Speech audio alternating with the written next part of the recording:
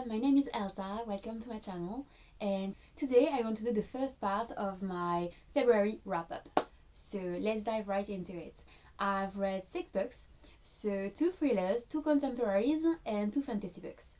I'll do the entire statistics at the end of the month in the second part of this video, so right now I'm just going to do the plots and my thoughts on the books. So the first one I read is You've Reached Sam. So this one I didn't like. I gave it 2 stars, and so it's a contemporary young adult book. And so the plot is this girl, she's around 17, she just lost her boyfriend. They were together for maybe 2 years, so they were really close, they loved each other so much, they had a ton of projects together, and he suddenly died in an accident. And she realizes that she can talk to him on the phone, and so that's the story. And I read it for work, so that's not a book I would have picked for myself, so that's a thing, some people love stories with the death of a loved one, especially a boyfriend or a girlfriend. They're not my thing, but objectively I don't think this book was good. Like, there were a lot of problems with it. The first one is, I think with these books what you're looking for is feelings. You want to cry, you want to hurt, and I had like no feelings reading this book beside being annoyed by the main character. So basically you don't feel the love between the 2 characters, because at the start of the book Sam, the boyfriend that just died, is already dead. So you have a few flashbacks, but it's I don't know, you don't connect with them, you don't feel the love. They feel like a generic couple, they could be anyone, and so you don't feel the specialness, I'm going to say that. You don't feel anything special between the 2 of them, and no love, no nothing, and so you have a hard time feeling the grief of the main character with these relationships. You don't feel the love, you don't feel the sadness, you don't feel anything. And maybe in the last 20 pages or so it gets a bit sentimental, but really even at the end, like, no feelings whatsoever. The plot, there was like no plot whatsoever. Like the thing I just told you, like the summary, it gets nowhere.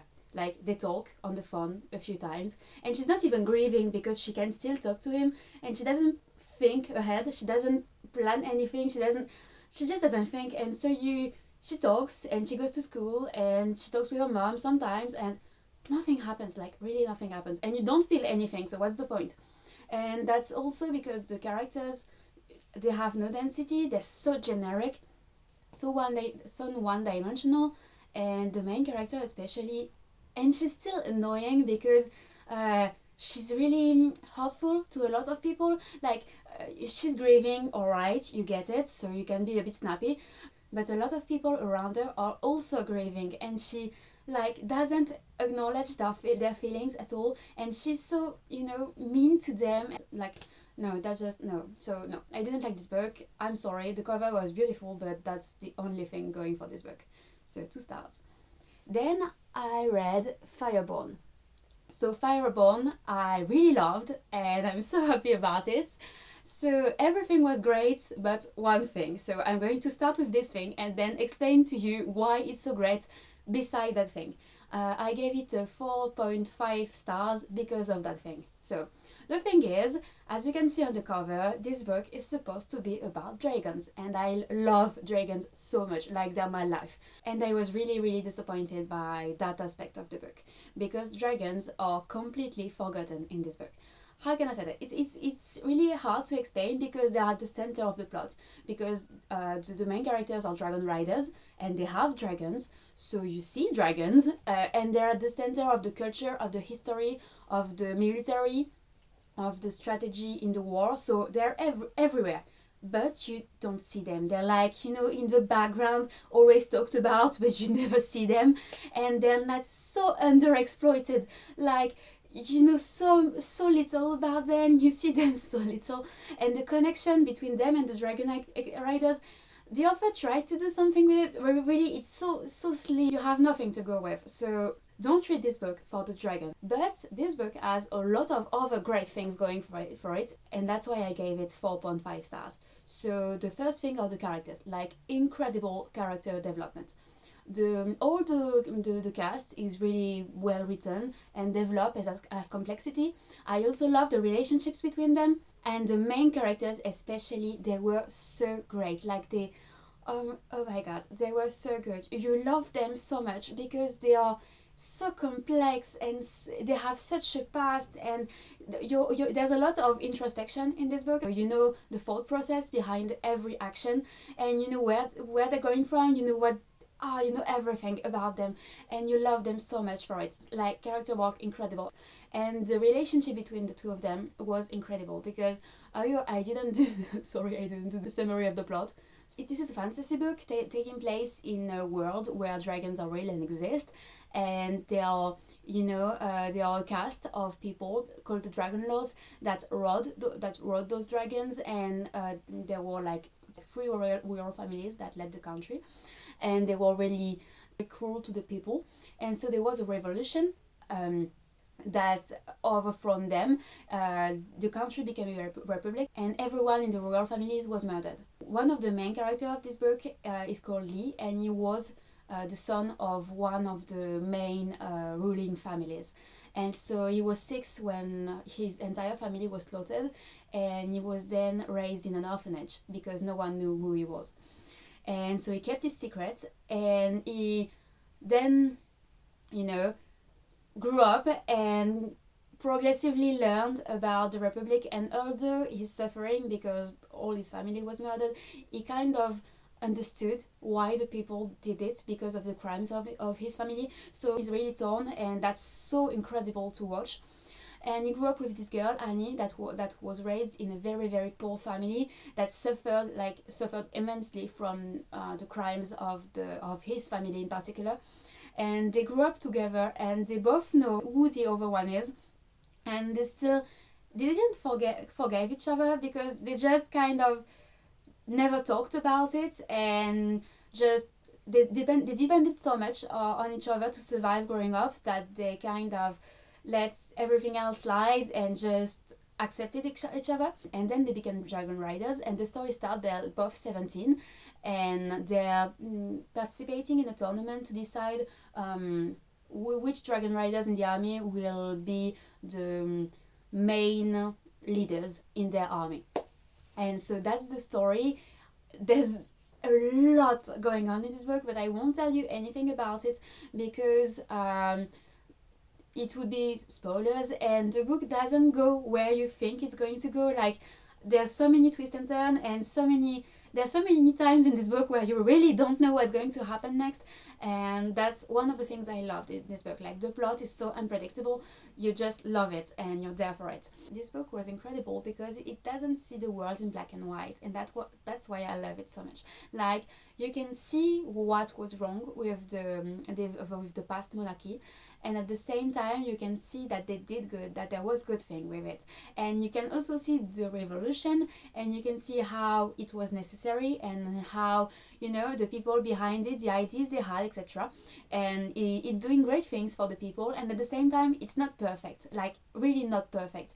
And you know, both the main characters can see the problems, you know, past and present in their worlds. And so they think a lot about it, and they think a lot about their allegiances and about what they want for the world and about their place in the world and their role, because they're so important, because as they are dragon raiders, they're really involved in the politics of the country, and so they have the power to change things. It really makes the reader think about a lot of different things, about morality, about death, about revolution, about politics, about society, about past, history, memory, about so many things. I just love this side of the book. Then you have Anxious People by Frederick Backman. If you follow my channel, you might know that I adore this author, and this book was just so great. Frederick Backman has a way with words, and he gets people, you know, he gets how complicated they are, how complicated life is. Read this book, read Beartown, read anything by him, and you'll understand what I mean. The basic plot is that you have this bank robber that went to a bank and tried to rob it, and everything went wrong, and so he had to escape, and he took refuge in this apartment that was open because it was open for sale, and so he just took hostage the people that were visiting the apartment to buy it. and that's the story, and I can't tell you anything else about it. Let's just say that it's incredible for so many reasons. The writing first, like I said, the way the plot is written, unlike what I thought when I started this book. At the beginning of the book, the hostage situation is already solved. All the hostages have been set free, and the police is on the case, and they're just trying to find the bank robber. And you have this, back and forth between the past, when the hostage situation was taking place, and the present, when the two detectives are actually looking for the bank robber and interrogating the different hostages. So the plot is incredible, so suspenseful. Like, it's not a thriller, it's really a book about life, about the meaning of life, like a book that makes you think and makes you feel so much. But it was so suspenseful. Like, it is only because of the way it was written. Like, the author is just playing with you, like living, he's telling you things without telling you things. Like, he's going to tell you, oh, there was this and you're so intrigued, and he's going to say, oh, but we'll talk about that later, or something like that. And so you always like, give me more. The characters were so great, as with every Beckman books. They weren't as realistic as in his other books, but they were just so complicated, and they had so much density, and they were both so annoying and so lovable. Just, you love them so much, all of them. Like, you just want them to be happy and live happily ever after. And this is a feel good book, because at the same time you really feel things. Like, I cried a lot reading it, because it tackles so many subjects, and you just learn so much and think so much reading this book, and that's the kind of book I love. But it was so freaking funny at the same time, and so heartwarming, and just, I absolutely adored it. Oh, and I forgot to say, this one I listened to as an audiobook, and the audiobook is really fantastic, so if you can, listen to it. Then we have Sadie. So Sadie, I heard a lot of things about, and I was really, I was hesitating to read it because of the content warnings. There are so many. Like, you should know, there is rape, pedophilia in this book. There is also abuse, parent abuse. There are drugs, addiction. There, like, all the things you can think of, they are in this book. So I knew that going into it, and I was a bit afraid because violence, especially like rape and pedophilia, are like, a no-no for me. Like, I almost never can read books about them, and this book made me consider things like, maybe I can. I listened to the audiobook, and please listen to it this way, because the audiobook is fantastic, like one of the best I ever listened to. Incredible. Like, it really brings the book to life. And so the story is about Sadie. Her little sister, she was only 13, died. She was murdered, and she's looking for the man who killed her, to kill him. And so we have her point of view, and we have another point of view, the one from a journalist that is doing a podcast 3 months later on Sadie case, and he's looking for Sadie that went missing because she was looking for her sister's killer. So you have those two points of view at two different times, and the podcast thing on audio is like incredible, because there are so many interviews. Like, please listen to the audiobook. And the story is so gripping. Like, I couldn't put this book down. Like, it's the definition of a page turner. Everything made me so intrigued. I wanted to know so much, and the reason for that is because I just loved Sadie so much. Like, she's such a complex character, and you root for her so much. You want her to kill him, you want her to get revenge, and there is representation, as she has a stutter, and you see it a lot in the book. And it was really great, because that's not something you see a lot in books. So yeah, incredible book. The tension, the things that happen, incredible. Read it, please. No, listen to it. Then we have Raybearer. It's a young adult fantasy book, and I was disappointed by it, because I gave it a 3.75 stars, so it's not bad at all. but there was such a hype behind this book that I was hoping, more from it. The book is taking place in this world with 12 realms. A lot of them are inspired by Africa, but there are also, inspirations taken from other countries. So the main character is Tarisai, and she's half human, half Eru. Eru is a kind of genie, you have to grant wishes, and so it's a bit complicated, but let's just say that her mother made a wish and she has to make it true. And her mother's wish is that she joins the future emperor of their country, and she has to join his council. Like, you have a council with the emperor at the center and 11 other child that were raised with him, and they are all supposed to love each other for the bond to work. And they then have a mental connection. They can speak to each other telepathically, and they're supposed to raise to the throne and govern the world, all 12 of them. And so Tarisai is supposed to join these councils and then kill the young emperor. So that's the story, and it had so much potential, and it exploited it a bit, but not fully, and that's what disappointed me. The world building was incredible in this book. You can see how much work the author put into it. Then you have the plot. So the plot was good and very interesting, but there are a lot of time jumps, and they kind of threw me off. It kept me from really getting invested in the story. For me, the pacing was off, and yeah, it didn't work for me. And then we have the character work. So everyone was raving about this book, and character work is like everything for me. So I was expecting a lot and I didn't get it. Like this council thing I explained to you, like it's at the center of the plot. The fact that you have 12 people that love each other, that have this mental connection and would do anything for each other. So I was waiting for it. I wanted the character work and I wanted the relationships behind it. I wanted everything and I got nothing. Like, you have 4 characters. They're all developed, not as much as I would have liked, but they are developed. Like, there's a base. And the relationship, it started so great, and then time jump, and 2 of them became very generic, like the good guys you can see in every other book. And the other 2, they still had personality, but I wanted more, because you didn't see them so much.